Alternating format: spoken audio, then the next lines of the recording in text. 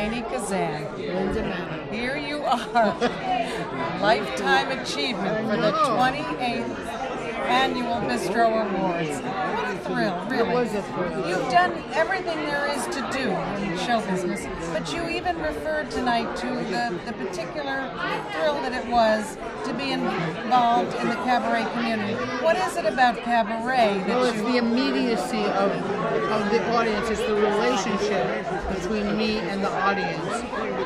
It's like they're in my living room, no matter how big the arena is, or how big the theater is, or how small the club is, they're still in my living room. And I treat the audience like that. Years ago, it used to astound me that I'd be on a big stage, or I didn't know how I was going to do that. But through the years, I realized that this person who's sitting here with you, Lynn, is the person who walks on the stage. And that's a very comfortable analysis or understanding or learning experience, that I've had. Well, you've been a Broadway performer, you've done movies, you've done everything, you've done run the whole gamut.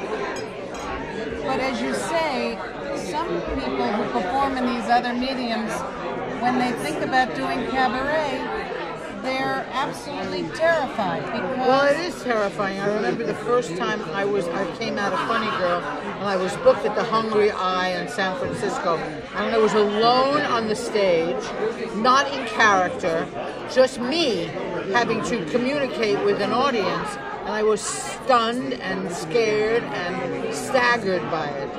And it took me a long time, actually, to be comfortable with me, who I am. And that's what I teach. I remember that Lee Strasberg said to me, who was one of my teachers, he said, the most interesting thing about you is you.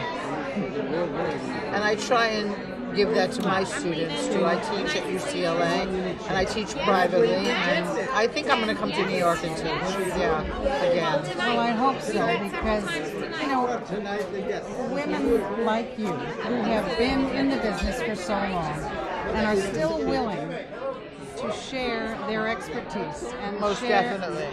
It's a very special thing. It's something I think, all of us are so grateful for. Thank you. You've got Marilyn May. The Pope is retiring, but Marilyn May is starting unbelievable. a 2-week run at 54. And she's 85 years old. She'll be 85 in April. And really, you're nowhere close to that, but you are still as active as ever, as far as I am, and I love it, and I'll never stop. They'll have to carry me off the stage.